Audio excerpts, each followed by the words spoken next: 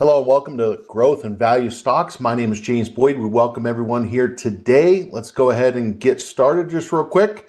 And that's pulling up, so that's perfect. And so notice the title change, Growth and Value Stocks. So our focus will be not just trading, but also investing as well, but it will still focus on trading as well. Because we talked about trend trading and swing trading. And we welcome all of you here today. Now, just real quick as we get started, I want to get to your questions immediately. So let's go ahead and hop right in. Now, remember, when we actually get started, we also have Connie Hill in the chat. Her initial CH. She'll drop her actually X handle right in the chat. That way you can link to it and just follow her as well. There's my handle. I do post frequently throughout the week, and so does Connie. Now, just real quick as we get started, remember the information provided here is for general informational purposes only. Should not be considered an individualized recommendation. So some of our examples, we talk about trades or investing, they're examples. You might not be considering that, but we want to kind of talk about it from a technical standpoint, but also a fundamental standpoint as well. And also correlation. When we also talk about using technical analysis, Schwab does not recommend the use of technical analysis as a sole means of research. In other words, we want to make sure that there's an underlying business, not just a chart pattern, okay? Now, also when we talk about examples, we will maybe occasionally bring up stocks that pay dividends. We know that they may reduce or stop paying dividends, and so be aware of that. Now, first off, what I'd like to do, let's kind of take a look at where the indexes are, just briefly, okay? Last couple sessions I've done, I've spent a lot of time talking about, not spending, we invested time. And we talked really about sample plans. Let's take a quick look, though, at where the indexes are, sectors, and also any stocks that are standing out. And as we do that, we'll kind of talk about some of these stocks that might be standing out from a growth perspective. In the last couple of weeks, we maybe haven't talked about growth as much because Nasdaq has been underperforming. Today, is that starting to change? Now, let's take a quick look at, let's pull up this chart. And I'm going to pull up that first chart, and let's pull up this. Now, the first chart I want to bring up, let's start with the SPX. The SPX here today, and I apologize in actually saying this, so this is, well, no, is that true? Okay, maybe the second new high of the year. Okay, so I think last year there was 37 new highs in the index, and I think that one would have been another high. Yes, so this is the second high for 2026, and we're only a couple days in, okay? Now, if we go back and look at that chart, we have been making, okay, really like a diagonal line with a horizontal area resistance. So many investors have probably been trying to trade this from a bullish perspective, getting into the apex of that triangle. So this actually tells us that, remember, when you look at the S&P 500, it's not all equally weighted, and it's heavily weighted to tech. Okay, and if you look at this, when we pull this up for just a second, we want to ask ourselves, is tech actually finally starting to lead a little bit? Okay, now if we take a look at this, I want to also bring up Nasdaq. Okay, now yesterday we saw, now historically when we talk about Nasdaq, we bring up the semiconductors. When we actually say semiconductors, things that really have been ripping lately has been also the memory chips like SanDisk, Micron, etc. If you looked at this chart, and if I took these lines forward, and I didn't draw them today, these have been the lines we've actually had, extend to the right, I'll extend that to the right. Does that look like a breakout, or is it just me? Any thoughts on that? Now, first thing is, Kevin and I teach the ETF class on Friday. Rachel teaches it on Monday. And so what you're going to notice is here, option number one that an investor might do is what? Do they have to buy an individual stock? Could they try to trade something that tracks that index? That's an option, right? Now, if we bring up the NDX, now, by the way, what's the easiest way to actually kind of see what's moving in here? Well, number one, visually, market watch, go to visualize for just a second, and we're going to go to actually NASDAQ. Now, market watch, visualize NASDAQ. Now, by the way, if you're on your phone using the Thinkorswim app, or if you're actually on your iPad using your Thinkorswim app, you can actually find this by going to your watch list as well. I mean, this is about as easy as it gets, even if you're not sitting on your computer, okay? So what's nice is you can immediately see this heat map right on your mobile devices. You do not have to be sitting at your computer. Use the Thinkorswim app, okay? Now, interesting about this is it's the big horses, okay, that are leading. When we say the big horses, what do you mean by that? Well, these are the big market caps, okay? Big market caps, think of it as just know the definition.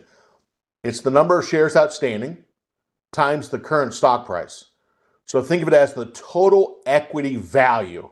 And so when we see NVIDIA with a market cap of 4.6 million, it's really, in this case, 4.6 trillion, okay? As far as the market cap, the big ones are leading. Now, what would that probably tell us? Could retail investors be getting in this? Yeah, they could. Could those institutions be loading the boat, okay, and trying to get in? Maybe we'll look. We're also seeing Google in the mix as well. You're seeing healthcare, actually a little patch of green right there, okay? And Amazon, we talked about that yesterday. Could it be getting a little push? Now, when we also kind of talk about something else that's poking us in the eye, it's Intel. Intel's only up 9% here today, only. Now, could that be something, is it just a pop and drop, or is it a pop and potential continuation? Okay. So the comment actually is, really, the phone app is pretty terrible. I would actually disagree with that. Okay. Now, everyone has an opinion. But, when I look at actually the phone app, pulling it up myself, I actually don't notice that. So now, here's what I would actually say to that. You can actually go to our page on YouTube. I did actually some demonstrations of using the app on iPhone and iPad. If you haven't gotten used to that, check that out. I can show you where you can find those. But, man, very slick, okay? And how long you been using it? Almost 20 years, okay? I think a lot of times with any apps is just kind of getting used to the functionality. So I'll show that in just a moment. So I want to go to just real quick, one other spot. Dow Jones actually hitting a brand new high here today. Okay, bad news. Okay, I'm sorry. If we look at the Russell, which has lagged a little bit, that is not necessarily to a brand new high, but the thing that we talked about on Monday is really what we call a trend line break. Okay, now the reason why we talked about that is because we started to see it in the Russell 2000. Now, the Russell 2000, again, small caps. And remember, if you break out, you're no longer making lower highs. You're no longer making equal highs. You're making a higher high. You make the higher high, path of least resistance could be higher. You actually could make some higher lows. Moving averages crossed over, which happens on the diagonal break. This is actually something where we probably say, could this be an extension? Now, we would want to wash out of our minds, oh, it's too high, it's too high, it's too high, okay? People's bank account might be too high. They don't go shut their bank account down just because it's at a new high. Their marriage is at a brand new high. They don't just say divorce today, okay? This is a mindset, okay? Now, here's the thing. I'm going to tell you something, okay? Someone brought up trader psychology. A lot of the people around us typically, it's kind of sometimes about scarcity. In the stock market, it's very dangerous to think like that because a lot of times the market is not about scarcity. It's about trends and our people riding those trends. So be very careful with scarcity mentality because what that will probably do is it'll mean you'll miss the trends, trading them in general. But also second, you might not let those trends trend. Now, super quick actually on sectors real quick. I mentioned, let's go back to stocks for just a second. SOX did make a brand new high here yesterday, okay? Note something to watch there. There is not a memory chip, well, like a storage chip ticker, okay? But there is a semiconductor. And then you could also see on the Nasdaq itself. But if we take a look at, let's say, also real quick, the technology sector, that is also the one to kind of keep an eye on because on the right-hand side, we're kind of seeing a pinch. Now, if you said, James, I mostly like to actually kind of look at, let's say, NASDAQ. I most likely like to be in NASDAQ stocks. My NASDAQ stocks haven't done that well. Exactly. Could this finally be starting to get a little push? Yeah, it kind of looks like it. Okay. Remember, option number one, an investor might say, I'm going to go and actually buy something that's trying to track the index. That's one. Option number two, someone might say, I'm going to try to buy something that tracks the sector. Option three, someone actually says, look, I'm going to try to buy something that's tracking the industry group. And fourth, which one of those stocks it looks like it could be going to the upside. So there's a couple options here, okay? Sometimes it's not about, let's say, getting the one, it's about getting a piece of the move. Start there. Now, the one other one I want to make mention before we look at our first example is really IXV. Now, when you look at IXV, the healthcare space, we actually see that also did push to a brand new upside here today. So also keep an eye on that.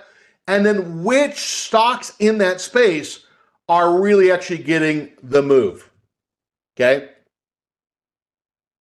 Now, I want to kind of pull something up for just a second because I said I would show this, okay? So one of the great things about when you follow us on YouTube, okay, which is free. So if you went to YouTube, typed in Trader Talk Schwab Coaching Webcast right there. When you subscribe, and if you haven't subscribed, it will just say subscribe. Okay. And one thing I want to make sure, so if you ever have had questions like, hey, I'd like to learn about this. If you go to this page, you're going to see home, videos, shorts, live, playlist, posts, this search feature. Now, if I click on that search feature right there, it's what you'd expect. Okay. So I'm going to write in here, Toss Mobile. Okay. Now, if I type in Toss Mobile, now what you're going to see is different classes right here about different features that you actually have. Trading on the go, stock orders on Toss Mobile, right? Moving to Thinkorswim Mobile, right? Different things like different topics of using the mobile. Okay, so just make sure that if you said, look, like to learn more about that, and make sure I know all the bells and whistles on that right there. All right.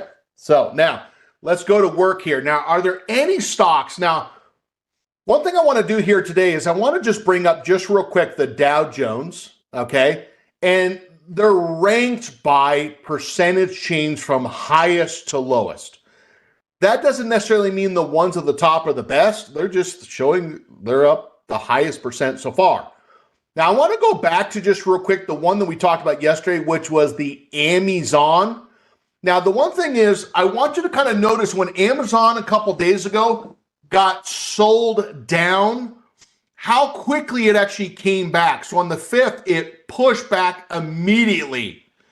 And what you're now going to notice is, remember we kind of talked about something that breaks support and then goes right back up? Breaks support, goes right back up. Well, the less time it takes to go back up, the more people that are actually using that drop in the price as an opportunity to get in. Feel bad for the people that didn't pay attention to that class last year, because that's exactly how we found that setup. Found something that was breaking support with a quick snapback rally. Now, how could you find this? I can't find it. I can't find it. Oh, that's not true. Because if you use the 10-period moving average and said, hey, I went to the whole 10 and I noticed there was a stock that was still above, that was still showing a green on the 20-period moving average, and the whole moving average on the 5th went green on that day.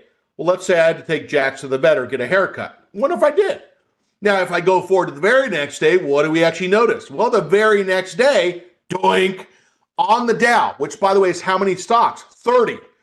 Well, how many stocks in the Dow were showing a hold on that day? 5, 7? So the list would only be 5 or 7 if you're looking for a brand new hold. Okay? Now, what you're now going to notice is, and then we go forward to the very next day, there's a little push again. Notice each one of these days, though, where it checks back. Do you notice that? We close here, and the very next day, it opens up lower. And the average investor will say, oh, no, it's down $1 or $2. It's bearish. It's not even true. It's not even true. Okay? They think that $1 or $2 down is a bearish move. It fluctuates. If you had $1,000 in your checking account and you actually put $10 worth of gas in your car, you're not downtrending. You had to withdraw, okay? Now, if we actually close here, notice the very next day, what does it do? It actually checks back. So those morning checkbacks, a lot of time, when it dips in the price in the morning, and this is assuming that the market is bullish, assuming that the sector is bullish. If we open up lower and that index is still strong, the volatility is still staying down, the sector is still strong, those tend to actually be opportunities to try to get in. Now, the comment actually says hold means what? All right. Now, hold actually just means close above the high of the low day. Now, that really makes me sad. I mean, what's my meaning of life here? If I haven't, I feel like I'm going to have to go around the world and just tell people, okay? So the hold on the chart, a hold is really what we call a bullish bounce. Just real quick, now I'm going to come up to our first example. Now, we already have Amazon. We already hit that twice for our examples. I want to come to one just real quick that I want to go to. And the one that I want to look at for just really quick is I want to pull up GEHC.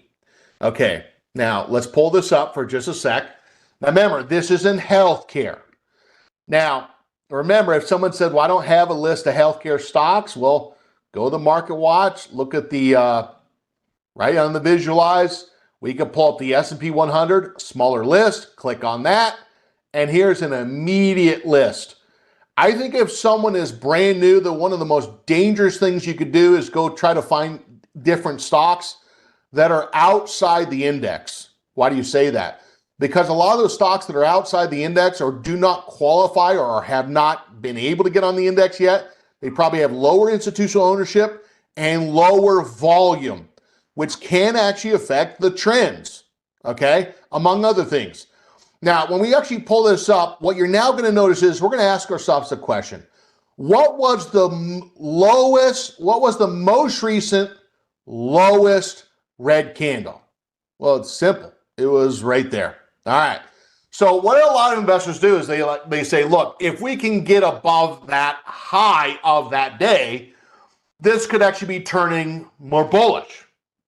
Okay?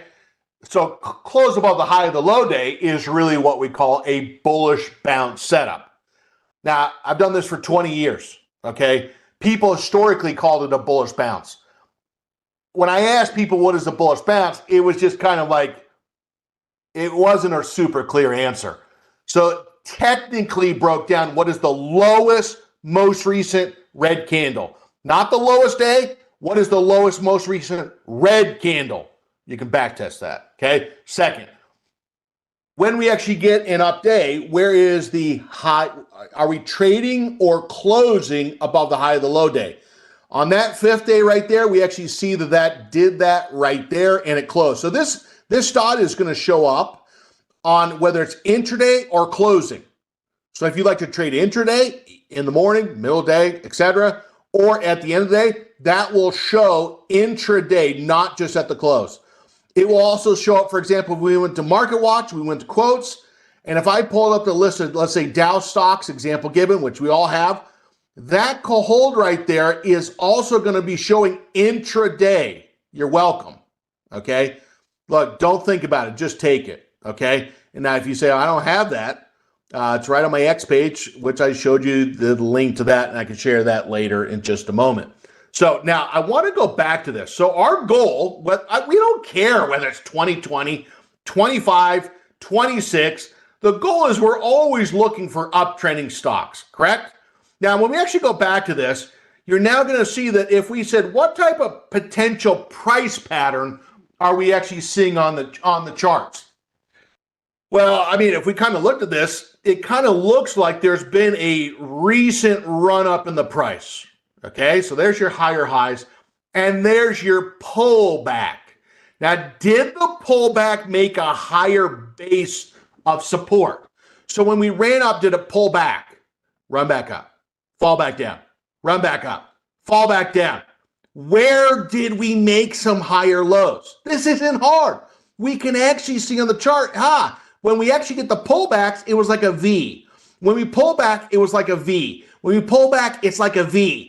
I want to know, where are those V's?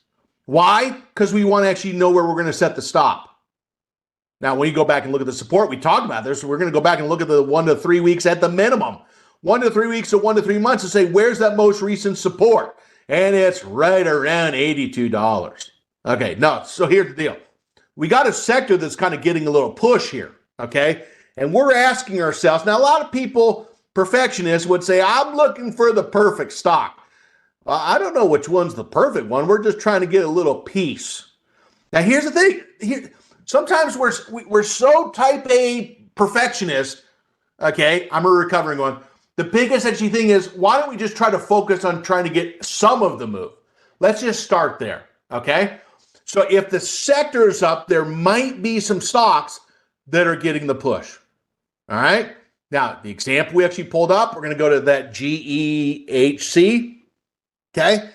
And what I'm going to do here is I'm going to bring this up, okay, in the paper money account. And what we're going to do is, this is a stock class. So as I bring up, let's say, a stock example, it does not mean that the derivative is horrible or whatever. I'm not making that comment. And don't think that because we're doing stocks, that it's not valid to look at some other type of strategy. It's a stock class. So I'm tasked with talking about stocks, okay? And that's fine. We like to look at examples of stocks and derivatives. Now, what I want to do is we're going to go on the paper money account. We're going to go to the trade tab. And then what we're going to do is we're going to look and see, where might this stock try to go to? Sometimes these prior highs on the chart, which we can see here, and then we actually got a level there. We got a level actually there. These prior highs, and that's what they are, they're prior highs, they're potential areas of resistance, okay? Now, what you're now going to notice is, if we go back to this chart, let's bring up that I'm on the paper money account. And what I'm going to do is I'm going to go to that margin. I'm going to go to the trade tab. And what I'm going to do is I'm just going to make sure that we have that ticker symbol right there. And there it is, okay? So when I saw the platform for the first time in 2003, I had been on some archaic tools. I could tell you what they were. They weren't that great, okay? I saw this platform for the first time. I was like, this seems like confusing, but actually when you do it, it actually makes more sense. So if you want to do a trade, you're not going to believe this. Go to the trade tab, okay? If you said, I want to buy the shares, go to the ask price. Click on it, okay? We want to sell it, click on the bid price, sell, all right? Now, what I'm going to do is, if I said, well, I want to buy it, set a stop and a target. Well, same idea, but just right click. Right click. We now actually see the menu, and now what you got, we can go to with OCO bracket. Now, what you're going to see in this case is buy custom with OCO bracket. There it is. Now we actually have 3 lines. The green is we're buying, the red is we're selling if it goes to that price or higher, and the stop if it goes to that price or lower. So this is formatted, okay? It defaults to 100, but you could change that. And then we're just going to put in the price of the target, and we're going to put the stop. Now, where again was that support level? Can you help me? Where again was that support level? Now, by the way, in the last, we're kind of about the next 23 minutes or so, we're going to pound it. Okay, so make sure you're paying attention. This is kind of what's fun here, when you can kind of see the patterns and then try to trade the probabilities. We said before that support level was probably right around 82.40, about 82 bucks. What we're going to do is we're going to take less 2%, and it's going to give us 80.36. Okay, so 80.36. So I'm going to type that in. Now, where did you get that number again? Well, we took $82, which is support, less 2%, 80.36. That's where we got the number. All right, so let's go type it in, 80.36. Okay. Now, when we type in 80.36, there it is. If we said, well, how much could we put in here? Well, if we're not doing any more than 10% of the portfolio value, it cannot be more than $4,000. So it's going to be 46 shares. We will round to the nearest share, which is going to be plus 46. Okay. Dated GTC, there it is. And we're actually going to put a target. Now, we said before that prior target, okay, which by the way, super target looks like it might be trying to get out of a basing area. We won't look at it today, but we've had our eyes on it we'll mention if it can continue. But since I said Target, okay, $93. We're going to put that right there, $93. Now, notice in our examples, we like to set looser stops. We are not so fanatical about reward to risk, okay? We'd rather try to give it some breathing room to not be getting stopped out prematurely, only to see it go back up to the target. I've been there, done that. Not the favorite, okay? You might like that. You identify if you like those results. If you say, I don't like those results, maybe that's why we actually show what we show. All right, now, we're going to go confirm and send. Now, notice actually here's the layout. Buy order in green. Target at that price or higher. So could it fill at higher price? It could if it gaps up, okay? Could it actually fill at a lower price on the stop? Yeah, could fill lower. It's a stop. It's a market order. So here in this case, what you're going to notice is it's just the capital outlay. There's not a commission, okay? And now what I'm going to go ahead and do is I'm going to send the position there. Now I want to bring up a comment. Toss is a big memory hog. Be prepared. Yeah, so if you had like 8 gigs of RAM on your computer, which is kind of more for mom, if you're watching right now, don't take offense. My mom just browses the internet, okay? If my mom was browsing the internet, Marsha, dear Marsha, 8 gigs of RAM or 16 gigs of RAM is fine for just the normal person just looking at websites, okay? Just to run some basics. If you're running toss where you're getting data, pulling data left and right, multiple charts, maybe even having 2 to 3 different, let's say, monitors, 32 gigs of RAM would be the floor without really taxing your computer too much. Me, 64, okay? So that's a good point. And I'm just trying to tell you that because, you know, we get this incredible tool of like being able to look at all these things, but like also having the right equipment is important. But 16 gigs of RAM, I think 8 would be, you're taxing that computer pretty good. And you can see that in the activity monitor. Now, what I'm going to do is let's go to the second example. And I want to go back to something which has been a little interesting on Intel, okay? Has anybody been watching Intel? Now, we know that the chips have actually, like some of these chips have actually done very well. Now, some of these chips, for example, and I'm going to pull up Micron for just a moment, okay? Micron. We know that, for example, Micron has just exploded, okay? This is not your daddy's Micron anymore. I remember back in 1997, 2000, I mean, it was this struggle to get above $35. Here we are 10 times higher. When we go look at the analyze for just a second, we go to where it says fundamentals. What in the world do? They sell memory and storage products. So if you've ever had like a jump drive, right? You've probably had SanDisk. That's probably the most common. Micron is also in there as well. And what you're now going to see is it also does cloud memory as well, among many other things. Now, if we pulled up SanDisk, SNDK, you're going to see that it sells data storage. So there's some similarities. Flash technology, right? Flash drives, etc. Okay. Now, if we pull this up, what I want us to kind of show is if I pull up, let's say, the example, and let's go back to Intel, but just want to kind of show you kind of the space real quick. Intel historically hadn't done that great. And the business really, if we're talking about earnings per share, we're talking about sales per share. And again, I want you to think about you're the business owner. You're the one that has the $10 million. You're the one that has the $30 million. Okay, sounds like a lot, but when you have it, probably not as much as you want. And someone always has more, okay? Here's the deal. If we look at sales per share, if you're the business owner and you're seeing sales, which is revenue over shares outstanding, seeing a number that is declining in value is not necessarily comforting, okay? Now, sales is sales. It doesn't tell you if you're profitable. It's just saying your revenue over your shares outstanding. What probably wouldn't make you feel great either is actually seeing this number where it goes down to there even more, and now you're actually negative. So now your earnings per share is really, it's gone negative. Now, so think of sales per share as how much money you made, how much money you brought in for the year. Think of earnings per share as your savings for the year. Seeing parentheses or parentheses is never typically a good sign, because if you go negative, where's that money coming from? Now you're ripping from savings. If you don't have the savings, where you're ripping it from?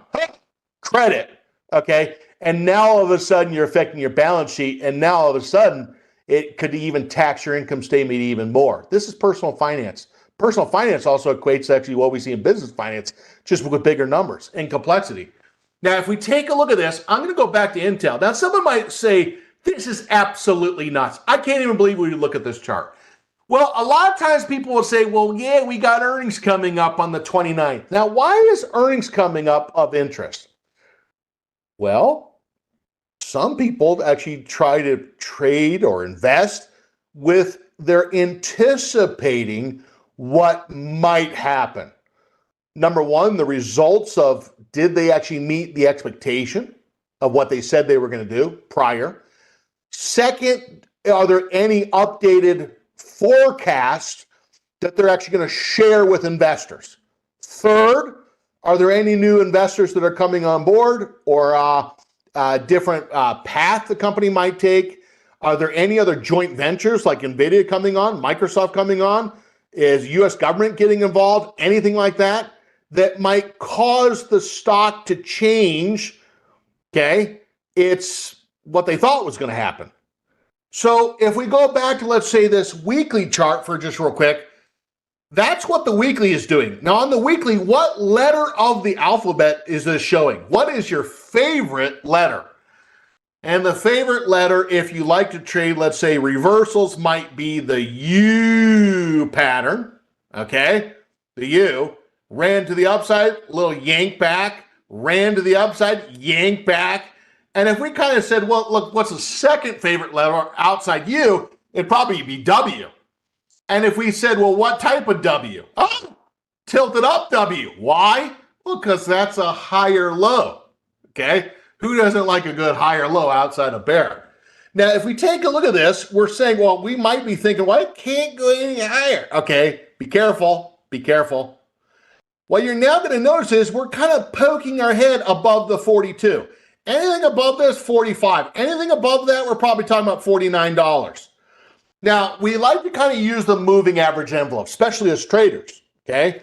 So let's go to this last chart. Let's pull it up for just a sec. Let's see if I have that there. Oh, it's right there. So if we actually said, hey, what's the highest price the paper money account would try to get in?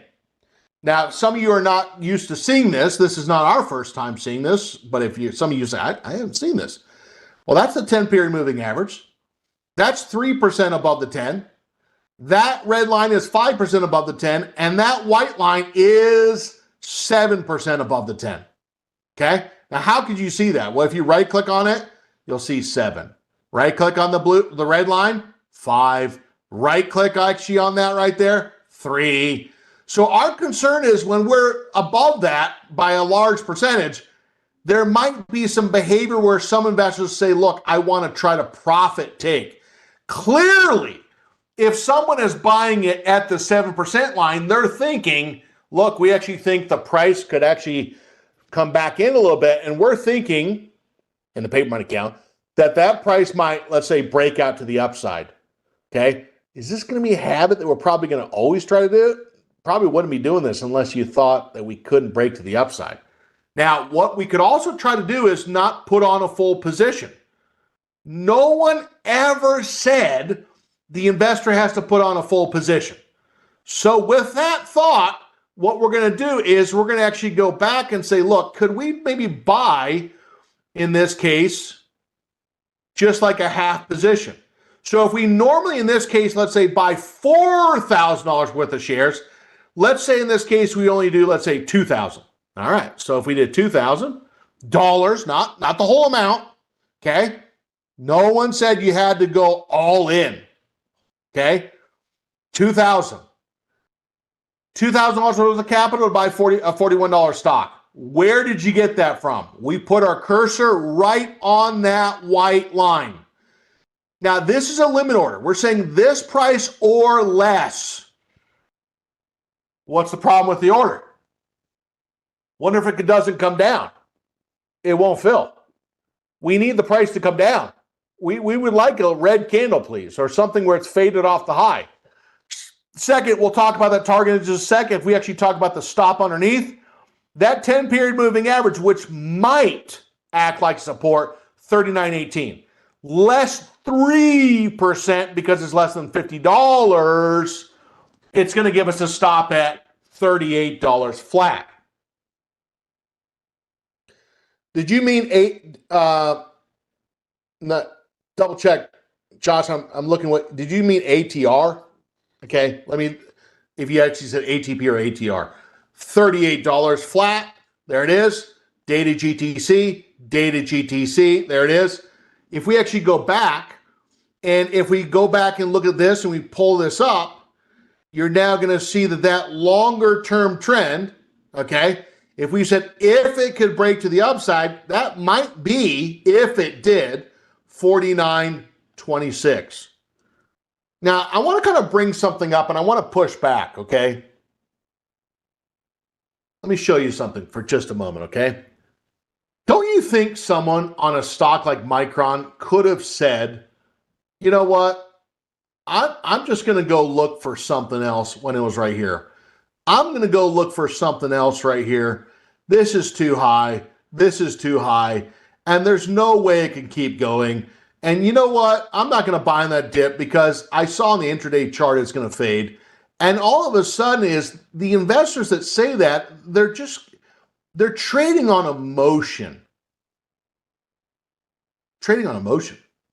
Now, the other thing is, if we actually dug into and said, what are the forward-looking forecasts of the business, etc., if the investor doesn't understand, if the stock breaks out and makes a higher high, it's attracting other capital, okay, that are trading fundamentals and technicals.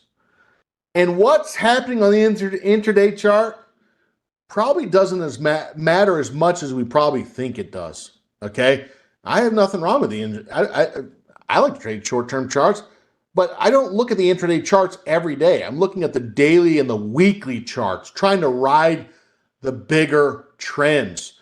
2 to 3 days to 2 to 3 weeks, 2 to 3 weeks to 2 to 3 months, okay? Now, I also want to go back to, so let's go back to this just real quick. Let's kind of show that. We're going to put a target right there and a stop right there. Now, forgive me for just a second, okay? I got to write this down because we put this in, I'm going to put that, I got to put it in the paid money count.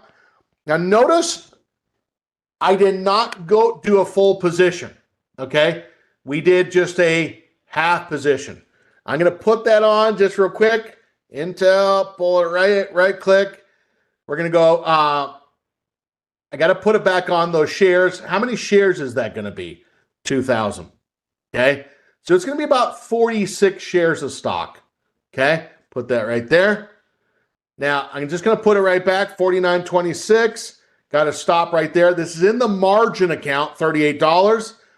Dated GTC, dated GTC. So the only thing that we would change on this is we need to change this order right here to the buy limit that we said. And that's going to be GTC. So on that green row, it's going to be GTC, good till canceled. We typically will give these about a week to see if they will fill. Okay? Now, I want to go back to, there was another comment. This is a great point. Okay? And if it wasn't a great point, I would just say it's not a great point. I always hate when people just say it's a great point for everything. Sometimes it's not a great point, okay? It's not a great point.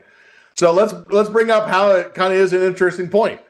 Well, when you look at the Intel on the daily, it just looks like, oh man, we just completely missed it, okay? Well, wait, hold on just a sec. You go back to the weekly chart and you pull this up and it's like, it hasn't even crossed over yet on the weekly chart. I want you to also notice that so far for the week, where's the intraday lows? Tippy-toeing all over the moving averages. Someone has been buying somebody has been buying all over those moving averages. I think one of the biggest mistakes someone actually could do in investing is not looking at the weekly charts. You're going to tend to be short-sighted. How do I know that? Because that's what I did. It was one of the most foolish things when you do not look at actually at the weekly charts. Now, let's actually kind of pull this back just real quick. I want to also go back to, let's say, Google. Now, since we're on the weekly chart, let's hold here for just a second. And what you're now going to notice is the whole moving averages, boy, they have just been, reading the chart right. Okay, now remember, the whole moving averages are weighted. Okay, so what does that really mean, weighted? It just means it's going to track the price of the stock more closely. Okay, now what you're now going to notice is the last time we really had a moving average crossover started in April. Then we actually had a cross down there. Okay, so if someone tried to ride that trend, it lasted pretty long. Then they get back in, and that get back in was probably about right there. Now notice that cross took some time on the weekly chart. That's if they were trading on the weekly. And then what you're now going to notice is the cross down was really about right there. So trading those little cross up, cross down. Now, what might actually cause the cross up? Well, first off, let's get above the 10-week moving average. We're trying to now. When's the earnings? Well, that earnings is actually on February 3rd. Now, when we actually go back to the daily chart, are we starting to show closes above the 10-day moving average? And the answer is, over the last couple of days, we have, okay, especially the 10-day moving average, we had some closes right there. Slight pullback there, close below the 10, holding above the moving average. But if you kind of look at this, it kind of appears to be that we're trying to form a base, okay? Kind of forming a base. That base is right around about 314. Now, why do people like these little run-up pullbacks? Because it gives them an idea as a way to see where they're going to set the exit, okay? Now, if we kind of said, look, I'm going to use 313 as a support area, 313 is going to give us 313 less 2%, 306.74. Well, if I went back to that paper money account and said, okay, let's send that Intel order. Let's just send it now, okay? Notice we talked about how that stop works. Send the order, okay? Now what I'm going to do is let's bring up Google and closing here. We'll take 2 minutes and finish this. We're going to right-click on that, buy custom, and I'm going to set with stop. Does every trade have to have a target? It doesn't have to. What I'm going to do is going to go back to the 4,000 here. How many shares would that be? 12 shares. Now, what I'm going to do is we're going to do the 12 shares, add it right there, put it right here, there. If we went back and said, what was that stop again? Well, if we use 313 less 2%, it's really going to be about 306.74. Okay? Stop day GTC. Now, super quick, when we go down and look at these fundamentals, the comment that came back to me the other day was, I like technology stocks because their margins are bigger. And they were talking about the income state margins, but they were also talking about the ROE, et cetera. And that's true, okay? Compared to maybe other different industry groups and sectors. When you look at sales per share, it's actually gone up about 50% in over 4 years. You look at actually the earnings per share, that's also pretty healthy over a period of years, double digit. Now, why do people buy stocks? It's a forecast of what they think it's going to do, not with just where it's been in the past. So what we're going to do is on this position, we're going to try to add to the position of Google at that price or less, and then we have a stop. If we go confirm and send, we're going to send the order. Remember, the stop is saying if it goes to that price or less, okay? I'm out of my time here today. Our focus that we want to kind of do going into tomorrow is keep an eye on the Nasdaq. Can that be an area that trades catch up? I want you to drill down in the technology sector and identify which industry groups are getting the push. From those industry groups that are getting a push, which stocks seem to be attractive from the point of view that you look at in terms of the technicals and fundamentals. Okay, that's what I want you to do. So this is going to kind of be a focus on maybe a re-emphasis in looking at technology? And could that help the S&P 500 by actually hitting a brand new high and maybe going higher? Okay, I'm out of my time here today. I want to thank Connie for answering those questions in chat. Quick also reminder that if you'd like to learn more about TOS Mobile, pull it up. Okay, right on the, as you subscribe to our YouTube channel, hit the search feature, okay? And make sure you actually know about using some of the functionality there as well. So I'm out of my time. Again, thank you so much for your comments and your participation. And this has been the class on growth and value stocks. I spent more time talking about growth, but we've done that lately because growth has kind of been shunned as of lately, at least on some. So we reemphasize here today. Thanks so much. Stay tuned for our next class coming up next. Bye-bye.